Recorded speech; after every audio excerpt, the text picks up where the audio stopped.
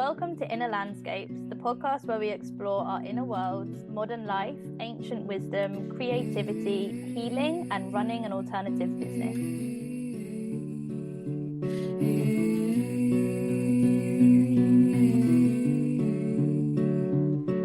Inner Landscapes.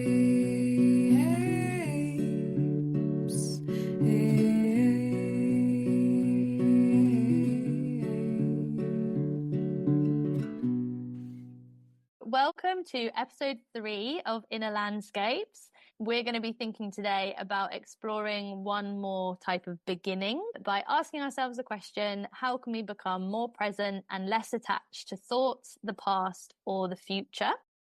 And we have a very special guest with us today. We've got Maria Chietera joining us, and Maria is an ICF-certified PCC Coach, a mindfulness meditation teacher and yoga teacher. She loves to help professionals navigate the messiness of life, align their intelligent minds with their aware bodies, and cultivate a more fulfilling career life and everything that exists in between those two things.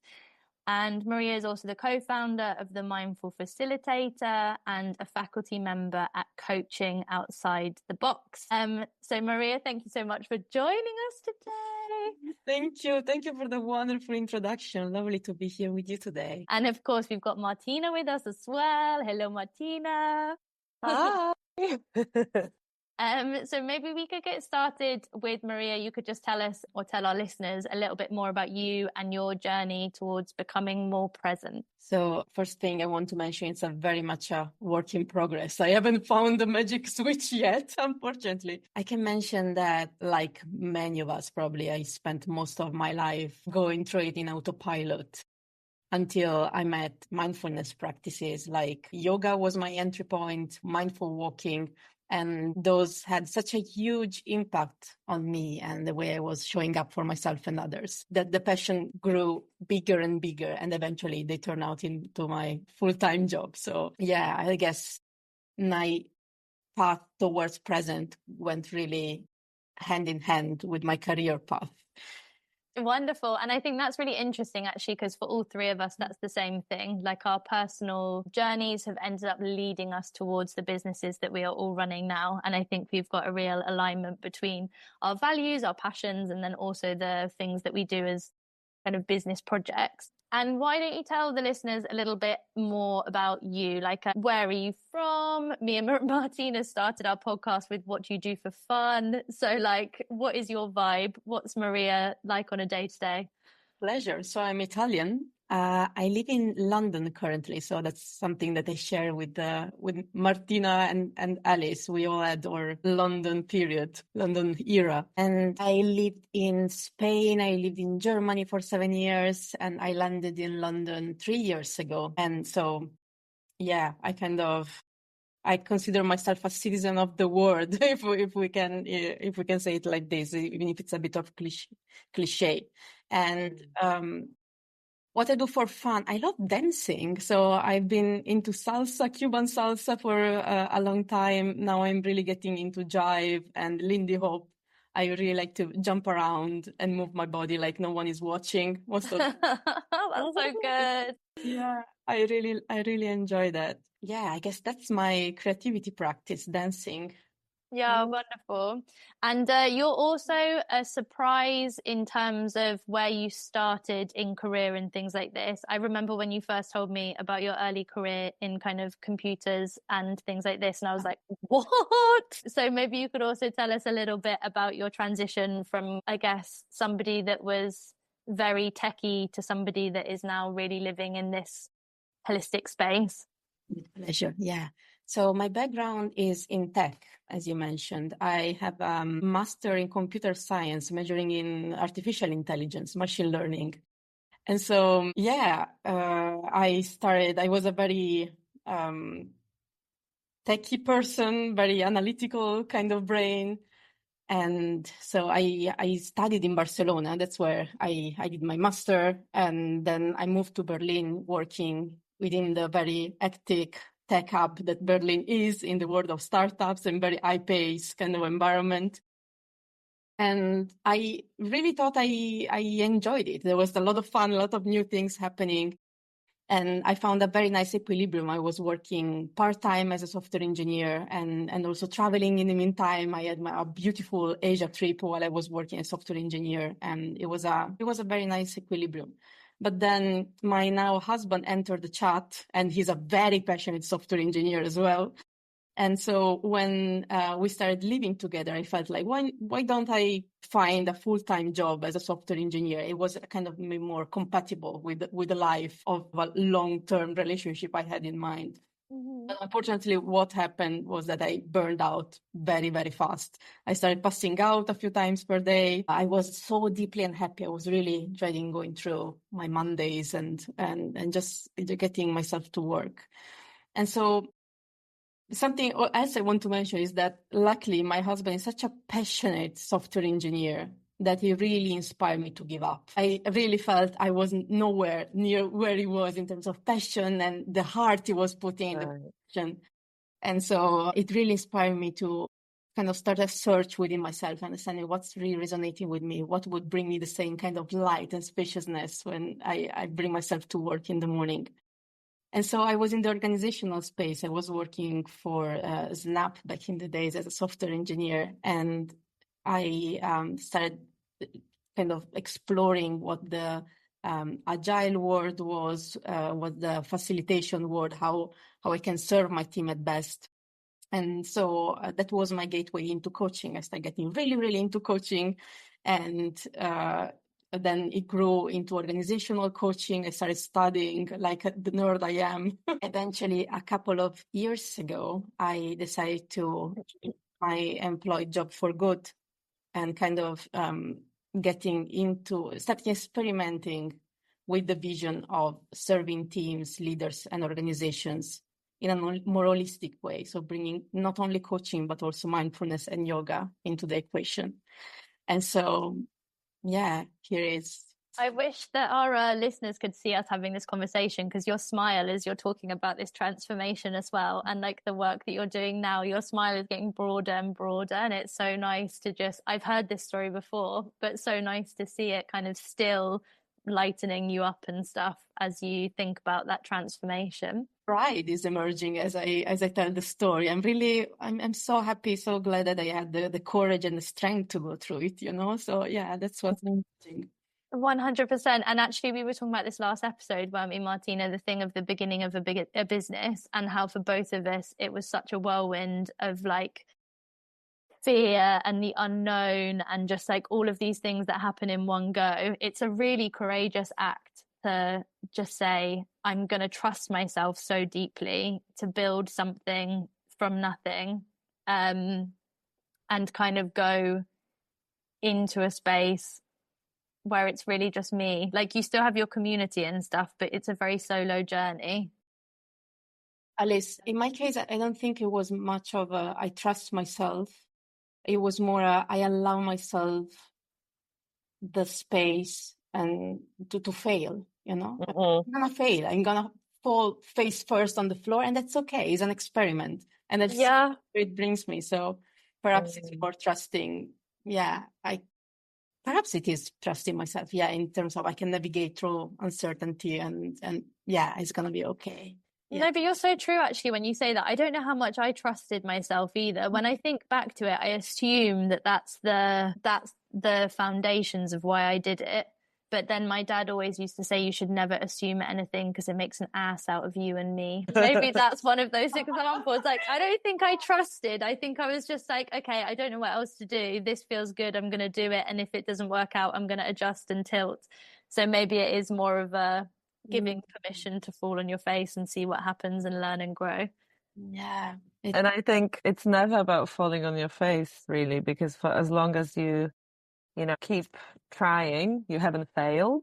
So like the falling on your face is just a stumbling rather than a failure.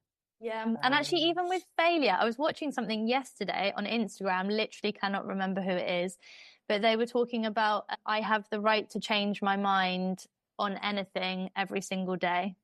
And it's also that thing, isn't it? So if you start the business and it feels like such a force and such a pressure to push through, you absolutely have the right to say, this isn't working for me, I'm going to try something else. And that is not a failure.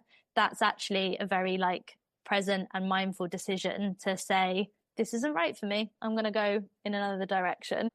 And that's why I really love the idea that we are experimenting, we are playing with our vision and with whatever is present. It's not about succeeding or failure. What does it even mean? According to which metrics? Who decide what success means in this game?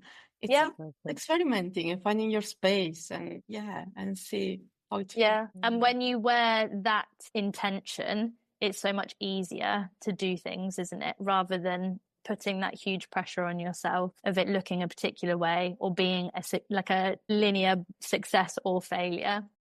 Mind Helen Langer when she says that uncertainty is the rule, is not the exception. And so when we accept that, everything gets much, much easier to navigate. It's not about me and clinging to certainty and to predictability. There is no such thing as a social contract. So yeah, we are all playing. Oh my God, I'm in love with this conversation already. Okay, cool.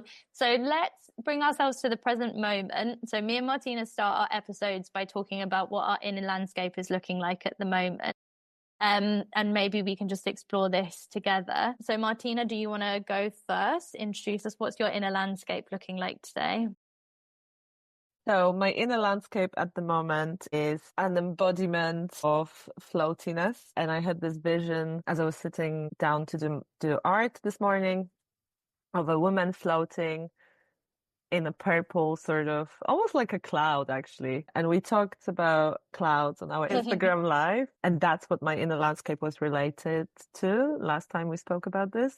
So I feel like overall there's this feeling of I'm moving in the right direction, but not at a extreme speed. I'm floating there and it feels good and it feels probably more present than I have felt for the past month. So I'm going to celebrate that because it's not a win. I was going to say it's a win. It's just a nice feeling. And I know it's going to pass.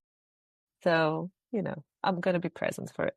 Mm-hmm. Yeah, lovely. I love the idea of you floating somewhere rather than going somewhere at speed. That's a real, like, especially with your curly hair, like I have this really clear image in my head of you going on this journey.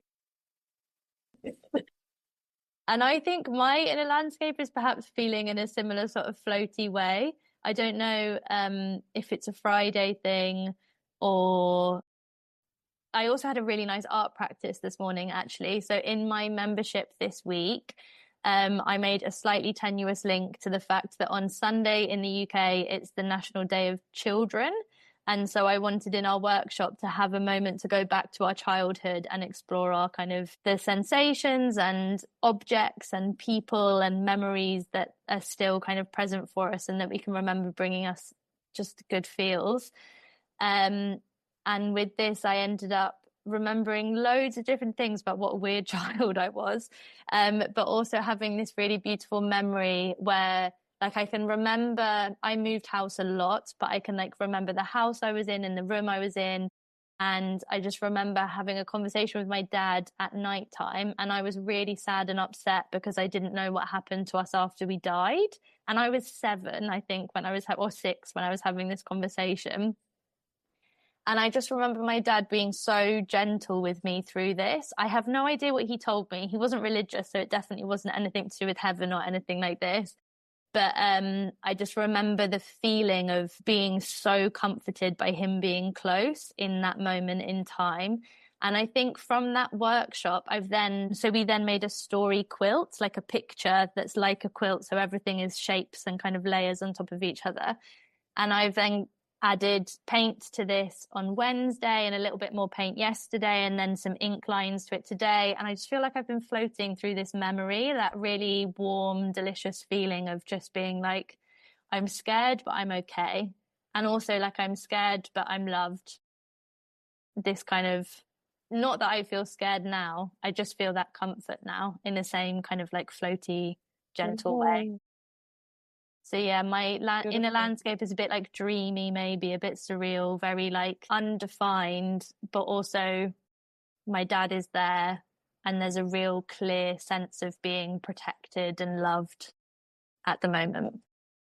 That's beautiful. I almost feel like there's a synergy there because I've just come back from spending an extensive period of time with my parents and I feel very supported. So it's almost like there's a permission for both of us to float because we are grounded at the same time, right?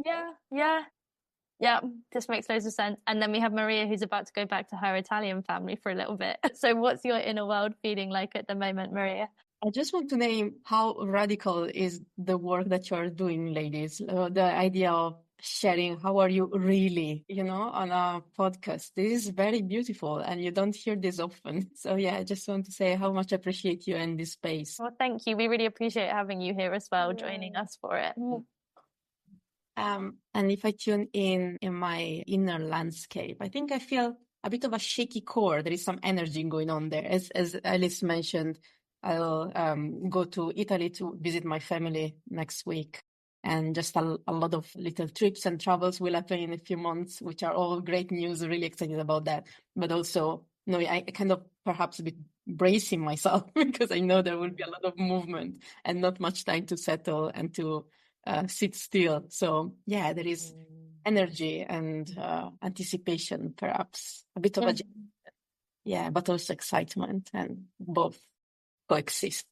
And if you were going to give that kind of energy and excitement a color, like what color would it be? It can be many colors as well. Yellow is the first color that came to mind. Yeah, it's a nice yellow blob inside, shaky yellow blob. The shaky yellow blob, I love that. Yeah, cool, wicked. That's so cool. I love these conversations. I actually, Maria, as you were speaking, I saw like a yellowy, reddish ball like moving through you and with you. So like, I don't know, just the movement but like a swirly movement. So it's not too fast. There's movement, but it's still floaty or flowy.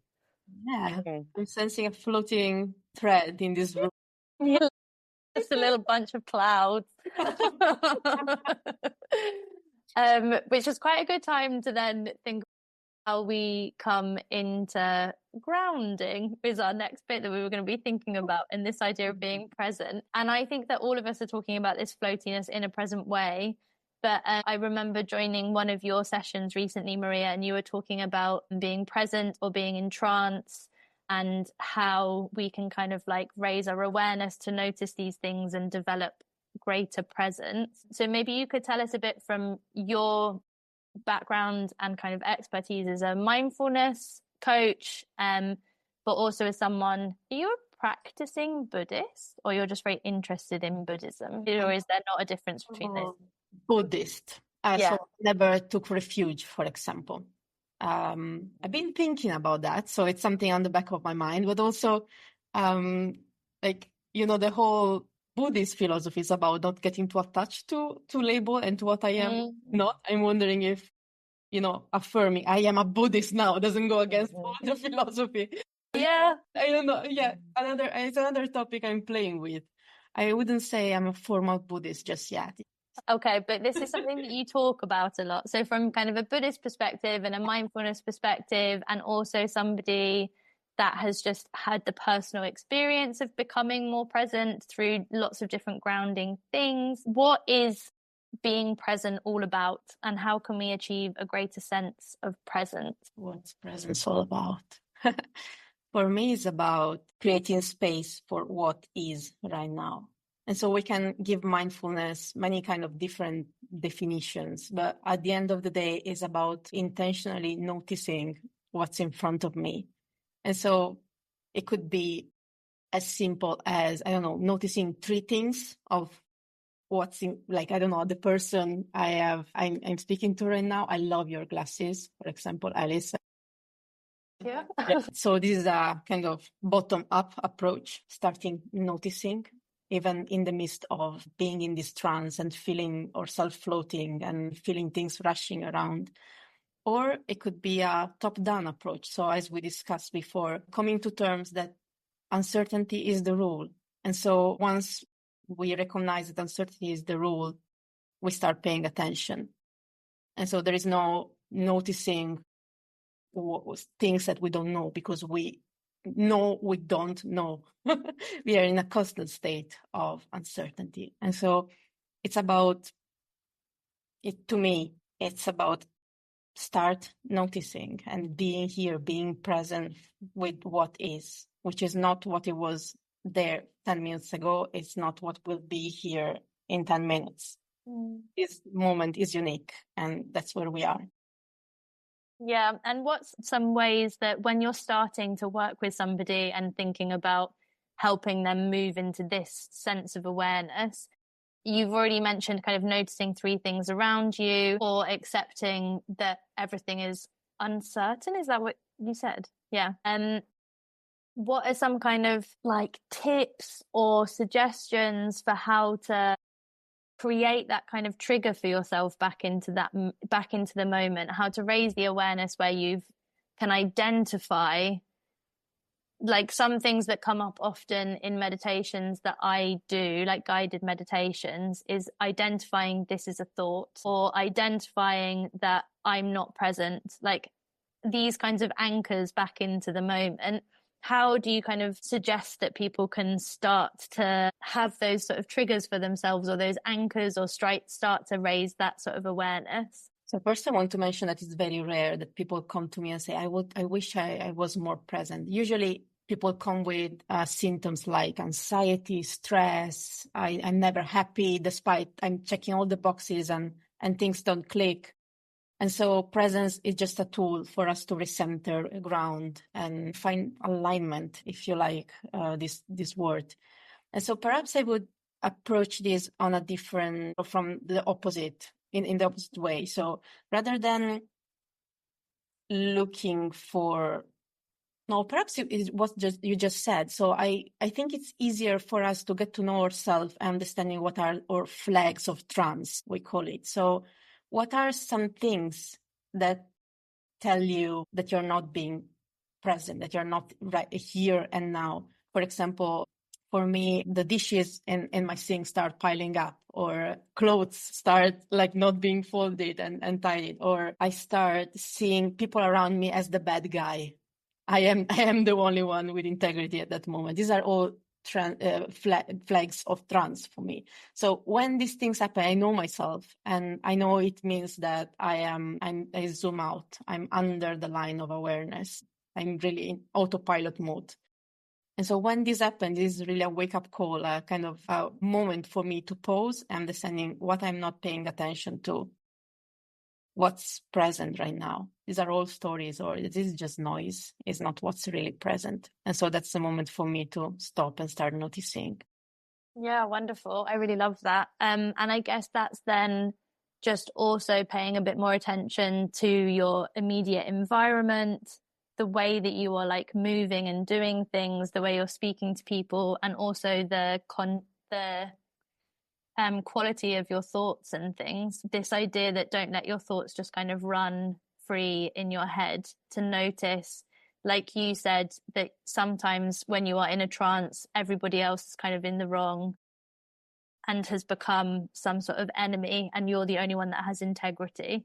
So noticing that this is a thought, this is not necessarily a reflection of how it actually is, and this could be that I have fallen into some kind of trancey state where I'm somehow like holding myself in this moment, or like sinking into a moment. I don't know if it's a holding or a sinking or a stuckness, or like what the texture, but like noticing the texture, I guess, of how you're moving and how you're doing things and just how life is. And I love these kind of somatic questions when you think about how does something feel for you, but not in terms of naming an emotion, but in terms of like texture or taste or colors or the quality of these things that you're experiencing, because it just allows you to go that bit further in and notice where stuff has become frictious or sticky or hot. And so then you can think about like adjusting in a way that feels more fluid and smooth and refreshing, or whatever it is that are the textures that you are drawn towards.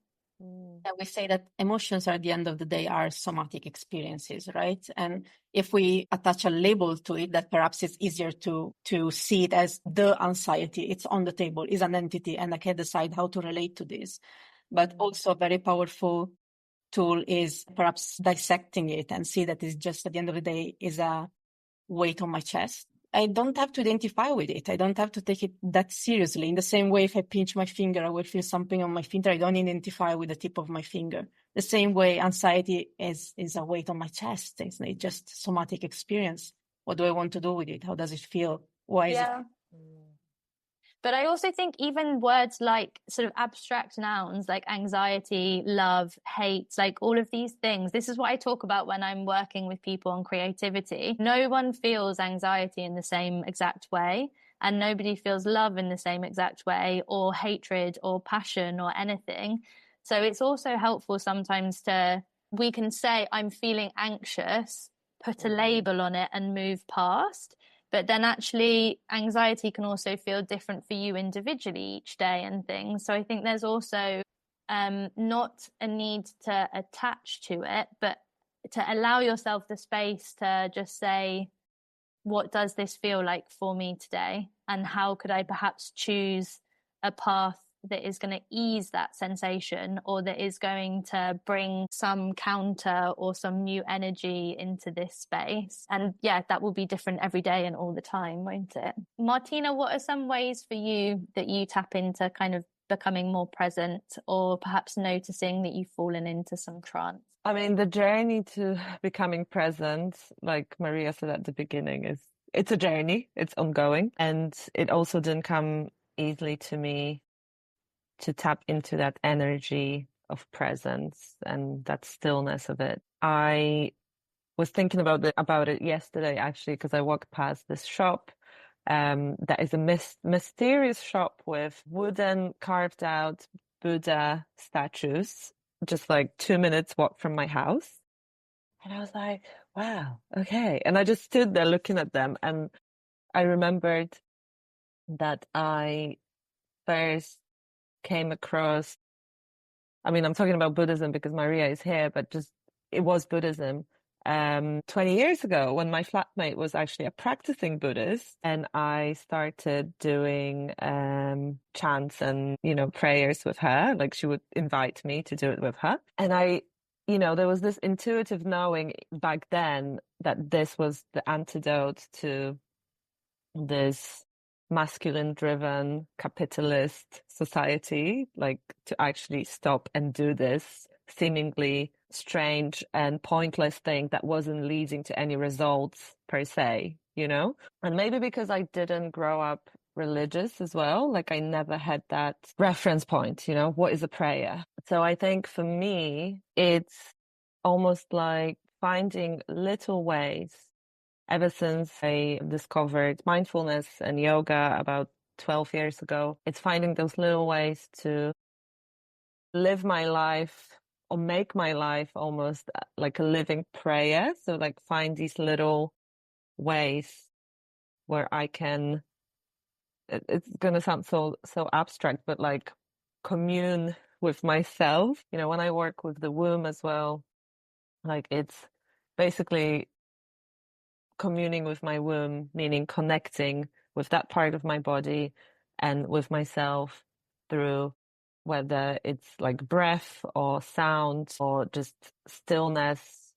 So yeah, for me, it's been a journey of like bringing awareness to these seemingly non-doing kind of things, things that others would just question and be like, what do you mean you need 10 minutes in the morning to just sit by yourself? And it's also about me giving myself permission that I can do that and I don't have to explain it to other people, because I still find myself, like, I know a lot of people like you, but I also find myself in environments and in places from past lives or from my past where I love these people, but they don't really get what I'm doing. But it doesn't mean I should stop doing it just because I'm in their presence.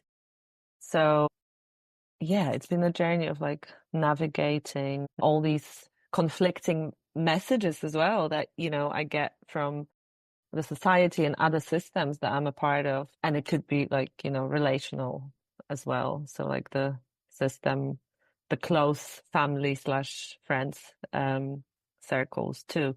And recently, from the beginning of this year, I've gone back to my childhood joy, my, absolute place of presence, which is painting and drawing and creating. And partly thanks to Alice, because she's encouraged that creativity for the sake of creativity and just being here. I used to be a child artist who exhibited and, sort of like not even sought, but was used to being praised for my creations. This year is the first year since I stopped, when I'm actually creating for fun. And I think that's a big point, a big milestone on my journey of becoming more present. And I almost feel like, I've just entered a new decade of my life. It's only going to get better. In a way, I also feel like age brings more wisdom and presence if only you allow it to. Some people spend their entire life in this trance of unworthiness, but if they allow themselves to, they can always step out of it. That's kind of how I see it.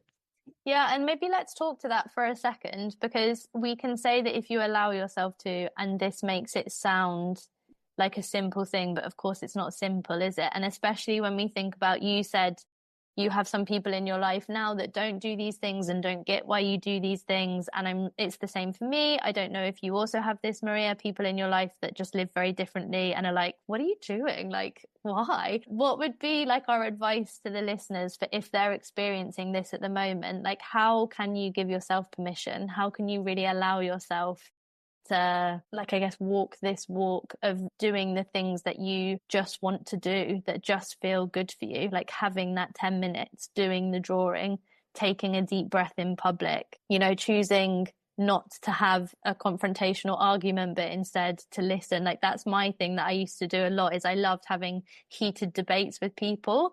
And then I just had this moment where I was like, I don't even know why I'm doing this. Like, I'm not really listening. They're not really listening. We're just in this conversation and it's giving me some kind of emotional something, that we're kind of going through the patterns of doing things because they're patterns rather than because they're what we want to do. Like, I'm not actually an argumentative person, but I think it came from being in like university maybe, or trying to intellectually prove yourself by being able to hold these conversations, when actually I would much rather sit down with my mates and like get some paints out and have a cup of tea and chat about how life actually is. So like, what are some of the ways that, or what are some of the things that have happened for us that have been the permission giving piece in our lives? What comes to mind for me is understanding where they're coming from. There's always a reason why these people do or feel or think the way they feel, and understanding why they feel that resting or practicing creativity is not a safe space or is not a productive place to be allows me to see that it's nothing about me. If that's more about them than about myself. And so something else that comes to mind is that, especially if people around you don't understand and don't encourage you to meet yourself and to fulfill your needs, that's an even more important reason why you should take charge of it, because no one else is coming to make sure that your needs are met. So this is one of those flags for me. If people around me are against it doesn't, like, there is some aversion about what I'm doing, this is an even more important moment to really tune in and understanding what I need to fulfill my needs for me. And isn't that almost like a metaphor for the modern life? Because I was just thinking exactly the same thing. Because that's what the world is doing. The society, these systems that play, they're telling us, no, you shouldn't rest. No, you shouldn't spend time with yourself. You shouldn't just do things for the joy of it.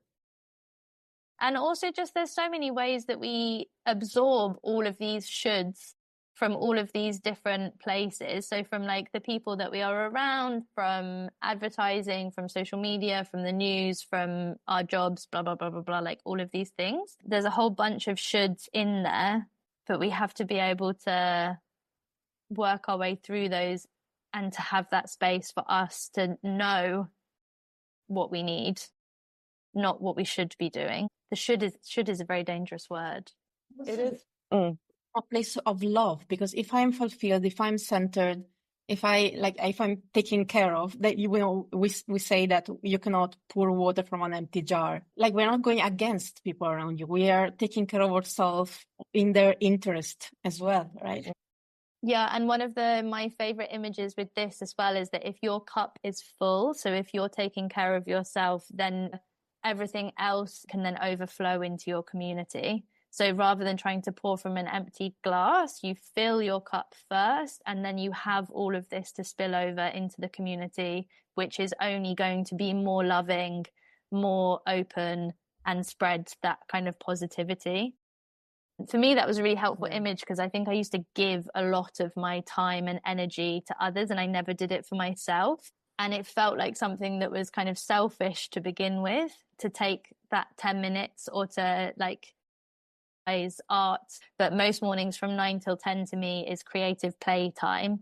And it's taken me a really long time to give myself that in the morning. But I've realized now that I cannot run a creative business where I encourage other people's creativity and tell them, take this time for yourself, love yourself, do this, create just for the heck of it, just for you. If I'm not doing that myself, it's a huge, horrible contradiction. And it was a tricky thing to start doing, but now I'm in the habit of it.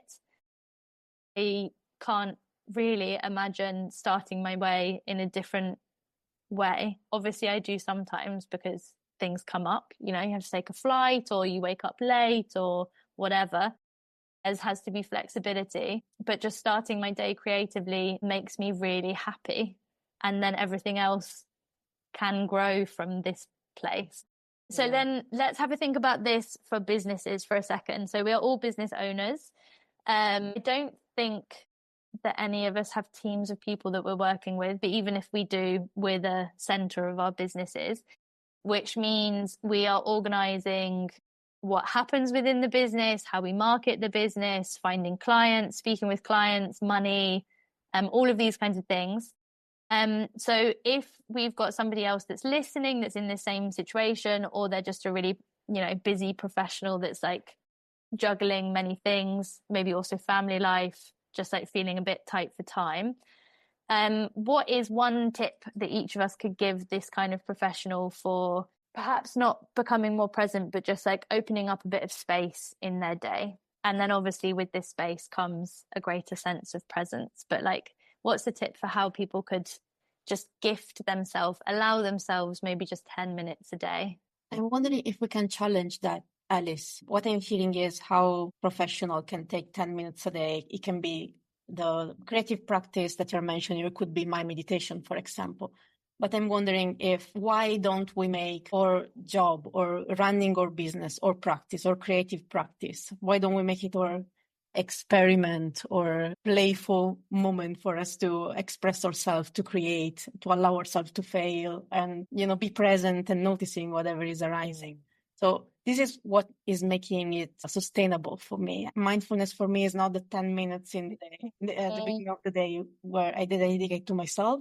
My business is my space, that the place I dedicate to myself is kind of tribute to our creative energy and everything that we can create. Perhaps, this is our practice already. Yeah, I love this. I also remember you sharing something about there are no quick tips or tricks to mindfulness. I think it was something like this that you shared, a forestier kind of solution. Yeah. So maybe I was with the 10-minute thing. This is limiting in lots of ways. Martina, anything you want to add on to this about ways that people could think about perhaps then shifting the mindset or something that they could integrate into their working day?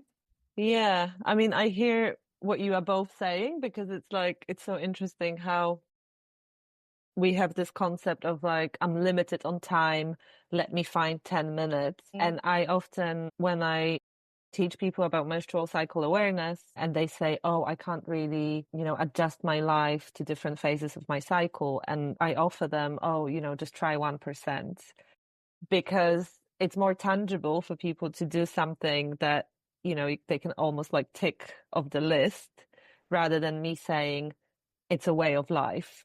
as an introduction. And then later on, it becomes a more advanced path of this is just a way of life. It's a way of being. So I feel like, yeah, this is the desired, almost like the optimal way is to just embody that presence in everything that you do in your business.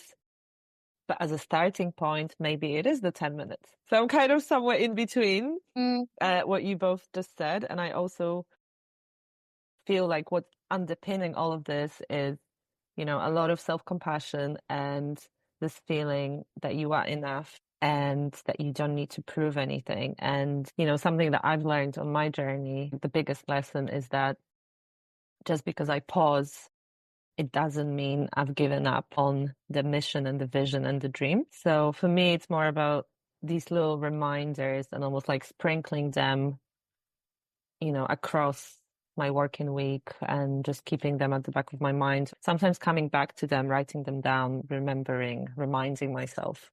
No, I love that. I also love that I think that there's so many ways each of us is motivated to do things differently, isn't it? So for some people, having a 10-minute like really visual window of time will be hugely helpful for them, but then for another person that could feel restrictive. And for it could also be that it helps you with the first step of like creating some kind of mindful structure, but is obviously not the ceiling, and there is no ceiling. You have to be kind of moving into a more fluid or like generally mindful way of approaching life. It can't be like a box and you tick and tick. It's like everything all together. And as you guys were saying that, I was thinking that my one piece of advice then is starting with the intention. So I used to, when I was planning stuff in work, just kind of like get busy doing straight away. And I recently have a notebook. And so before I plan any workshop, I start with the intention of the workshop. And I'm trying to do this in my whole business as well. So like having that value anchor at the middle of it, like, why am I doing this? What's the purpose here? And then also thinking, what is the intention before beginning anything? So that I'm then every step that comes after this is aligned and like not rushing, not forcing, not pushing. It's all following some kind of meaning.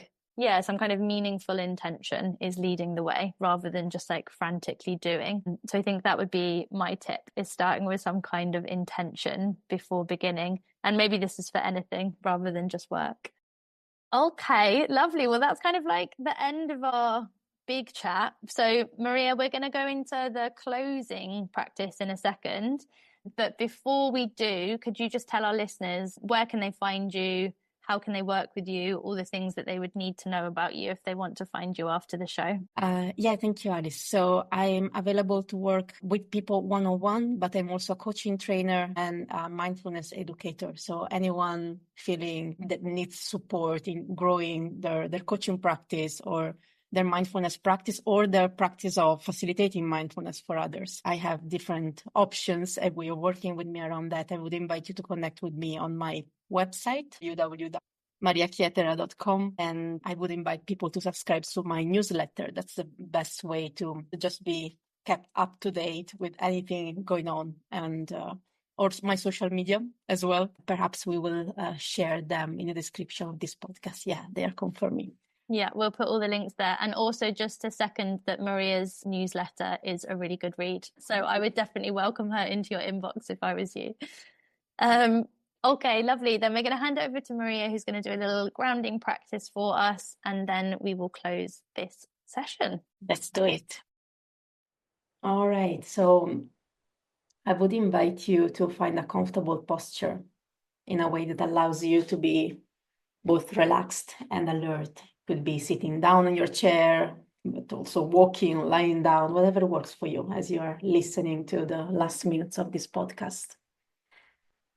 And if possible, I'd invite you to come to stillness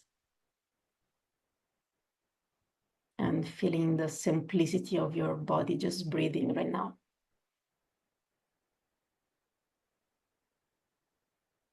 And take a nice, full, deep in breath, extending in the breath, feeling the chest and the lungs. And a slow out breath, feeling the sensation of releasing of the breath, relaxing outward, letting it go. And again, breathing in, feeling the chest and the lungs. And a slow out breath, releasing, letting go. Relaxing with inflow and with outflow. Beginning to gently scan down the body, relaxing the brow, letting it be smooth, softening the eyes, letting the jaw to rest, relaxing the tongue down to the roof.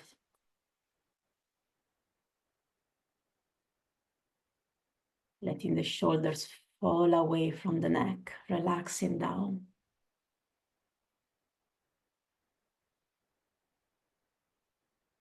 Feeling and sensing the shoulders from the inside out.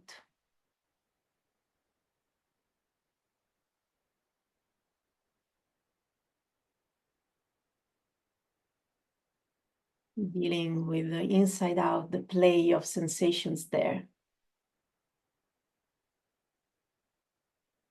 Letting the chest being open, the heart relaxed.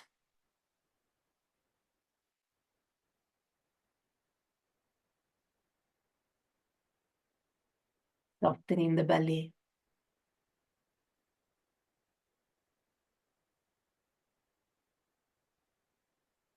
Letting this next breath to be received in a soft belly, as soft as you can.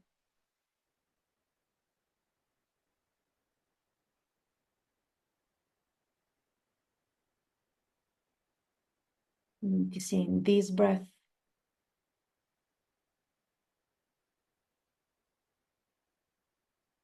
And this one.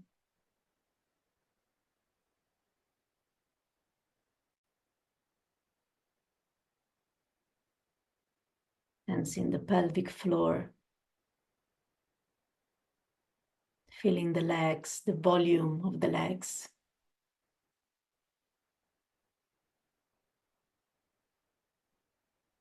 Feeling the sensations inside the feet.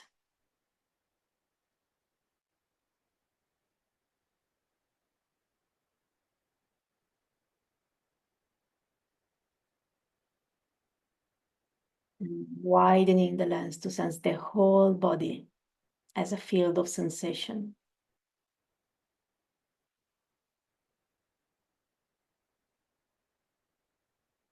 Including the arising and passing of sound, listening, feelings.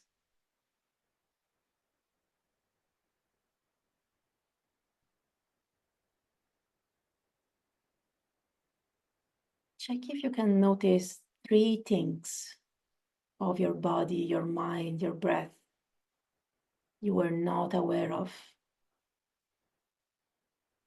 before this practice.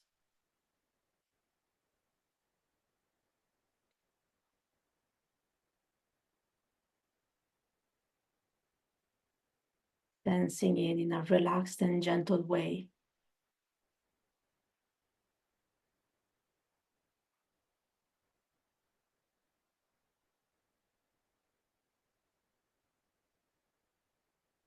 Almost resting in this relaxed sense of presence.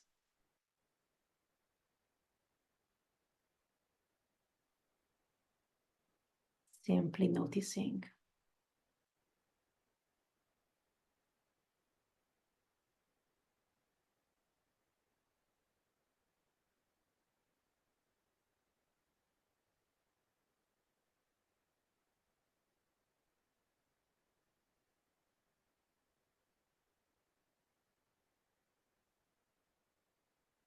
And slowly allowing the attention to go back to the physical body.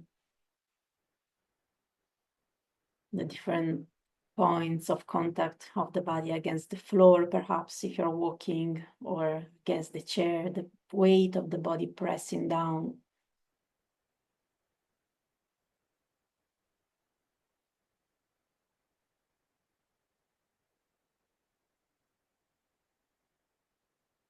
Getting in touch with different noises around you, any sense of smell, perhaps taste in your mouth.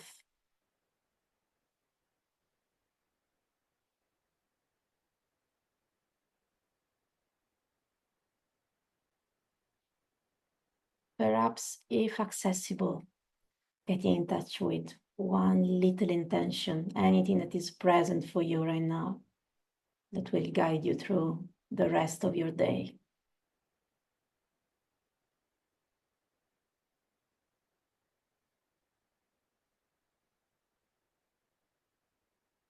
And whenever you're ready, at your own time,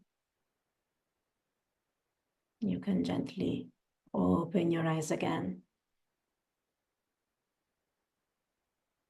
And if there is any movement, any stretch, any bodily expression you feel like you could benefit from right now, please go ahead and do so. That was so nice. I feel so chill now. And that really Incredible. is the power. That's the power of 5 minutes for yourself, isn't it, as well? Or just little pauses for yourself. Maria, do you still do your monthly meditation?